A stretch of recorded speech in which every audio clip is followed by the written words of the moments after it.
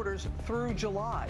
Los Angeles Mayor Eric Garcetti joins us live as other parts of California roll back restrictions. Over 70% of our economy in the state of California is open with modifications. The nation's largest four-year public university system with nearly 500,000 students says in-person learning, quote, isn't in the cards this fall. As some states look to reopen, others saying not so fast. Parts of Virginia delayed. Michigan's governor with a harsh prediction for sports fans this fall. And a U-turn in Georgia, where there was an early push to restart. Dire warning. If you think that we have it completely under control, we don't. Dr. Anthony Fauci with stark testimony about what could happen if states reopen too soon and the potential economic consequences of a second wave. There is a real risk that you will trigger an outbreak that you may not be able to control. The nation's top infectious disease expert also raises the alarm about kids and coronavirus as schools debate whether and when to reopen. At least 13 states now reporting cases of that rare inflammatory syndrome linked to COVID-19. The key to reopening, a reality check on testing. There's a lot of misinformation and misinterpretation, and that's a diabolical combination. CityMD mistakenly telling 15,000 patients their positive antibody test results meant they had immunity. Supermarket sticker shock. The biggest one-month price jump for your groceries in almost 50 years. What's behind the spike? Will it last? This morning, the expert tips for how you can still save money. Dada is awake! Yay! And the road to recovery. First on GMA, Broadway star Nick Cordero finally waking up after 6 weeks. His wife Amanda Klutz speaking out for the first time on her huge sigh of relief. I can't express how happy I am today.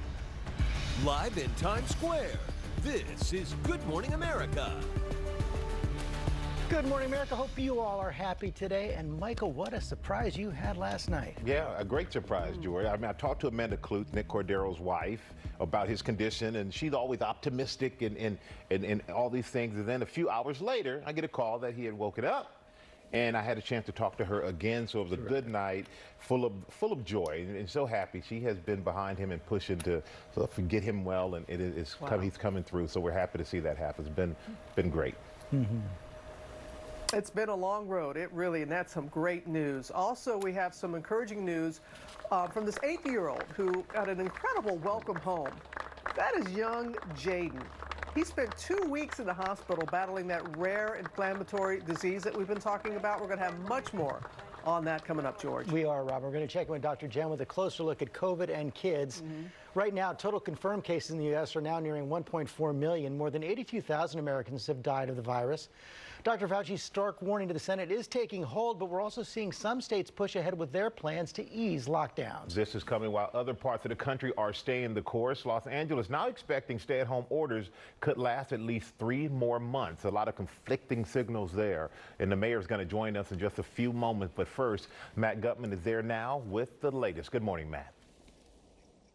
Hey, good morning, Michael. Millions of more Americans have been leaving their homes this week, some of them to those recently reopened jobs. The problem is, as Dr. Fauci mentioned, that many of the 45 states easing restrictions have not been able to meet the White House's guidance of 14 days of continuous decreases in cases, which is one reason we're likely to see a lot of these coronavirus restrictions here for the long haul. And as you mentioned, why LA County says it's just not ready to open up yet.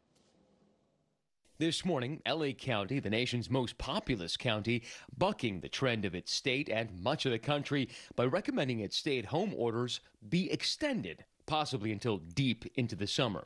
We know with all certainty that we would be extending health officer orders for the next 3 months. Many other parts of California moving into phase 2 of reopening.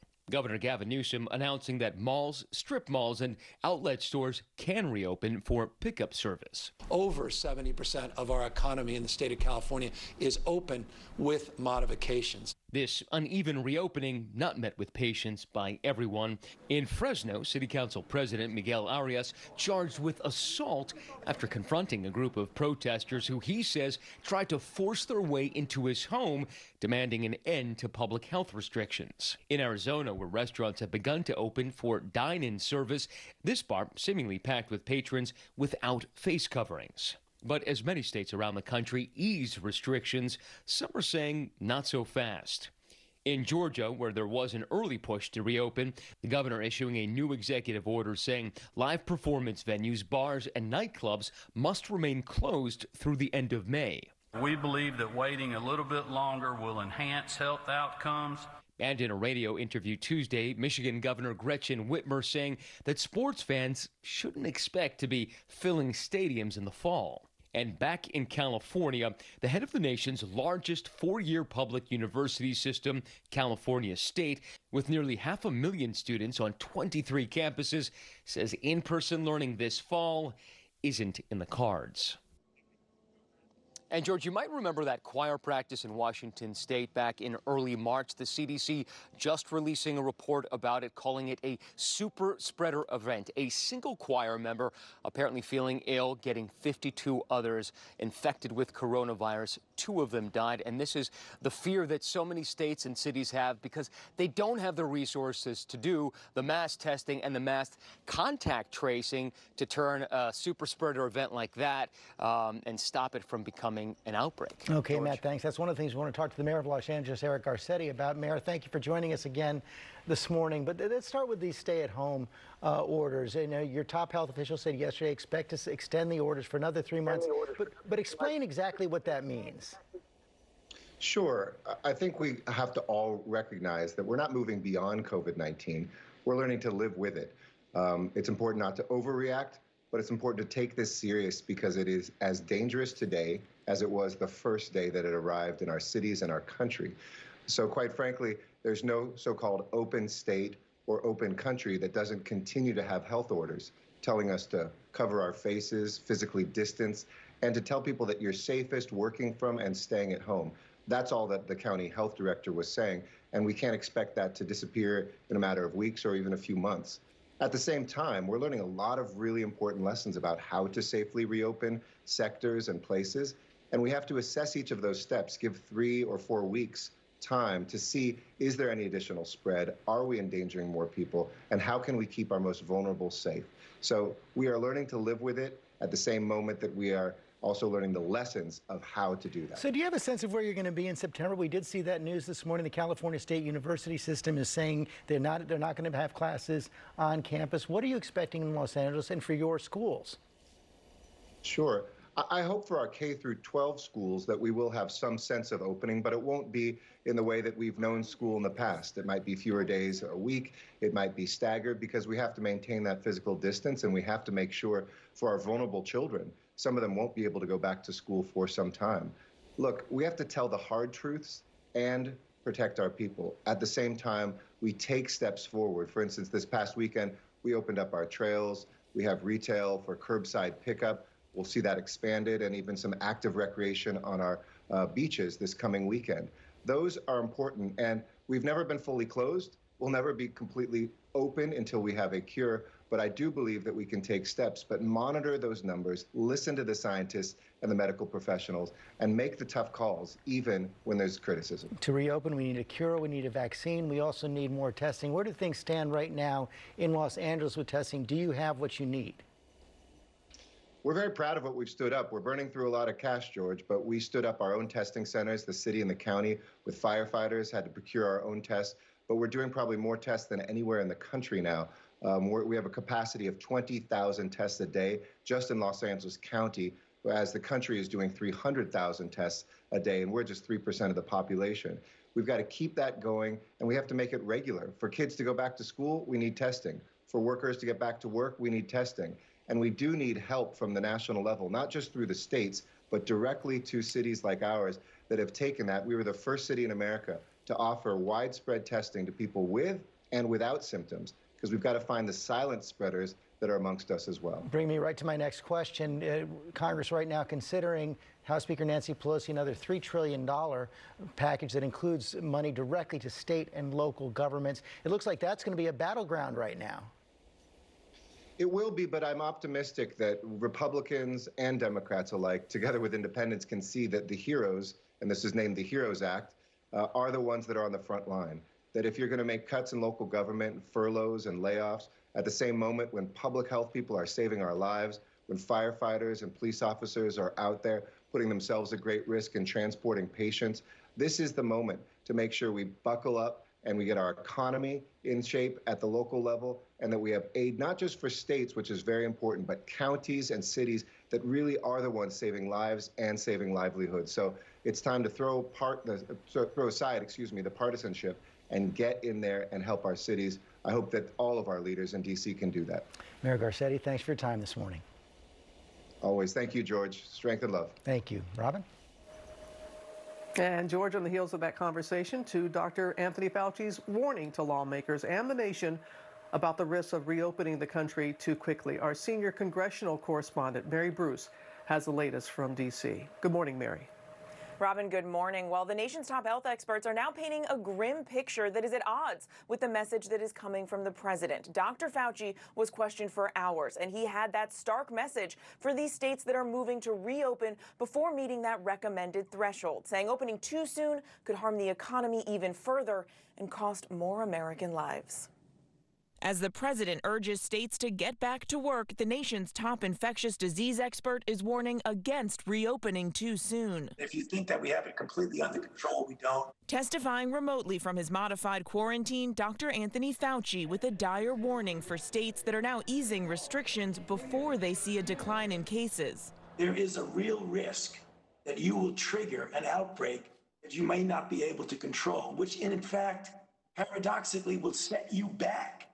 Not only leading to some suffering and death that could be avoided, but could even set you back on the road to trying to get economic recovery. The president's son-in-law, senior advisor Jared Kushner, responding to Fauci's warning. There's risk to anything, but the president, carries the burden of the 30 million Americans who have lost their jobs. The president has been touting the country's achievements in testing. We have met the moment, and we have prevailed. But lawmakers in both parties say the level of testing falls short. We need dramatically more testing. What our country has done so far on testing is impressive, but not nearly enough. It was a hearing like we've never seen before. Senators teleconferencing as a safety measure, those in the room practicing social distancing. According to the official count, more than 80,000 Americans have now died. But Fauci says the true toll is likely greater. The number is likely higher. I don't know exactly what percent higher, but almost certainly it's higher. And he was blunt about the long road ahead, saying a second wave in the fall is possible. Even if we get better control over the summer months, it is likely that there will be virus somewhere on this planet that will eventually get back to us. As states now weigh the risks with the urgent economic need to open back up, Republican Senator Rand Paul challenged Fauci. We ought to have a little bit of humility in our belief that we know what's best for the economy. And as much as I respect you, Dr. Fauci, I don't think you're the end all. I don't think you're the one person that gets to make a decision. I have never made myself out to be the end all and only voice in this. I'm a scientist, a physician, and a public health official. I give advice according to the best scientific evidence. Now, while Rand Paul had that pointed attack, this hearing was not overly political. And in fact, we are now seeing top Republicans coming to Fauci's defense. Representative Liz Cheney tweeting that Fauci is one of the finest public servants we've ever had. He is not a partisan. His only interest is saving lives. She says we need his expertise and his judgment to defeat this virus. Michael. All right, thank you so much, Mary. Now to a reality check on COVID-19 testing. More than 9 million Americans have been tested so far, and now the administration's testing czar predicts the country will be able to perform 50 million tests per month by September. Kaylee Hartong has the latest. Lawmakers and health officials agree testing is key to restarting the country.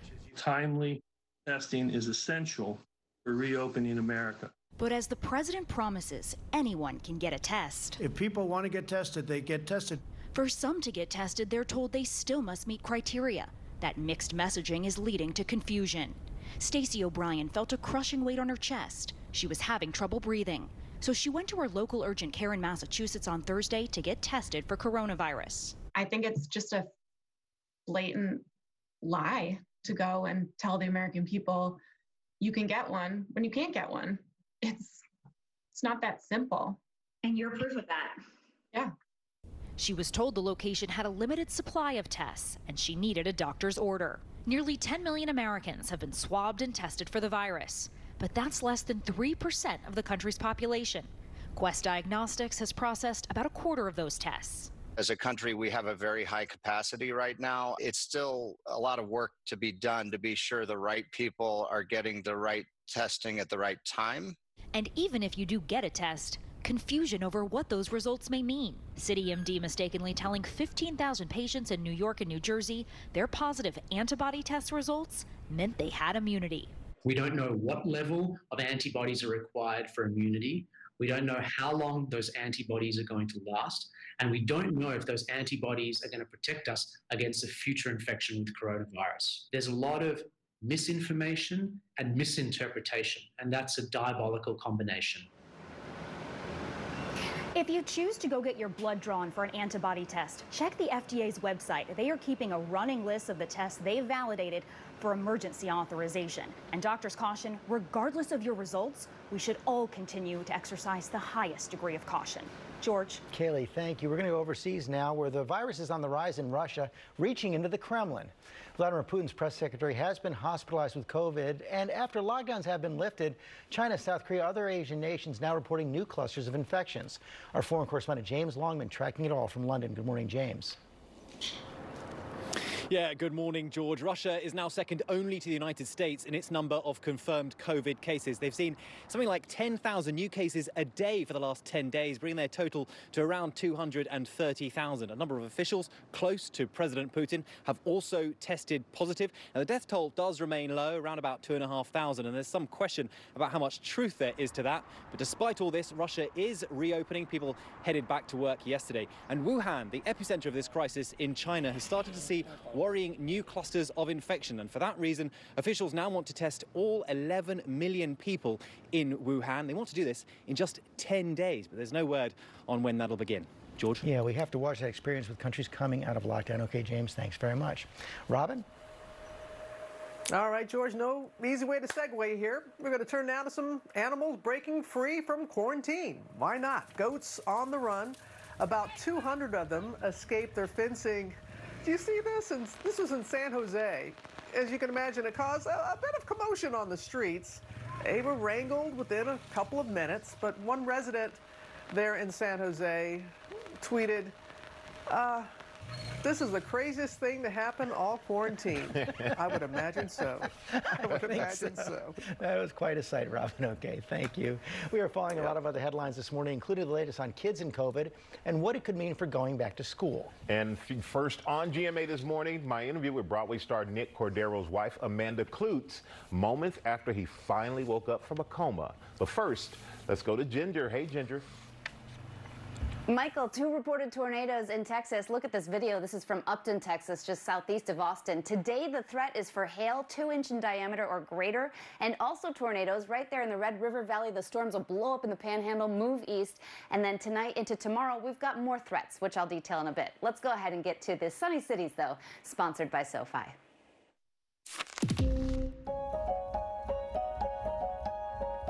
I came across SoFi and it was the best decision of my life. We're getting a super competitive interest rate on our money. We're able to invest through the same exact platform. I got approved for the loan and it was a game changer. Truly, SoFi, thank you for helping me prepare for whatever the future has in store.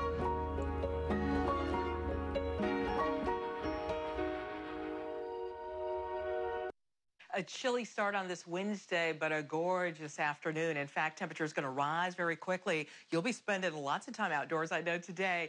By noon, we're 63, and then 68 degrees by 4 p.m. That's 4 degrees higher than yesterday. Still on track for 70s Thursday, but you'll want to get out today because tomorrow we've got more clouds. Then back to a partly sunny sky for your Friday and even your Saturday and Sunday with a chance of a passing shower or thunderstorm Friday, Saturday, and especially on Sunday.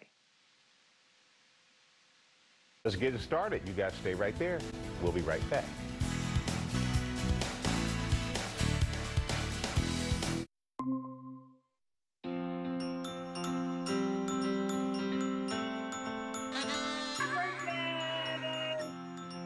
So it goes